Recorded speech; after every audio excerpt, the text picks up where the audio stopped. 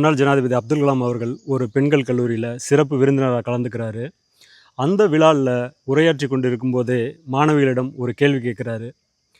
ஐஸ்வர்யா ராய் எவ்வாறு உலக அழகியாக தேர்ந்தெடுக்கப்பட்டார் அப்படின்னு கேட்குறாரு. அதுக்கு ஒரு மாணவி எந்திரிச்சு, அவர் இயல்பாகவே அழகாக இருந்தார், அதனால் உலக அழகியாக தேர்ந்தெடுக்கப்பட்டார் அப்படின்னு சொல்கிறாங்க. அப்துல் கலாம் இல்லை அப்படின்றாரு.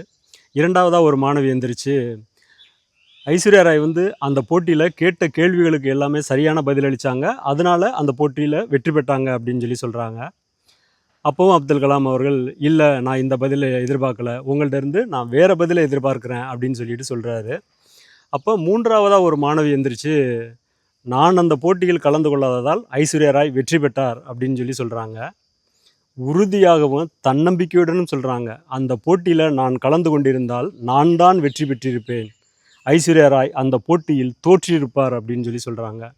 அப்போ அப்துல் கலாம் சொல்கிறாரு, இந்த பதிலைத்தான் நான் இன்றைய தலைமுறையினரிடம் எதிர்பார்க்கிறேன் அப்படின்றாரு.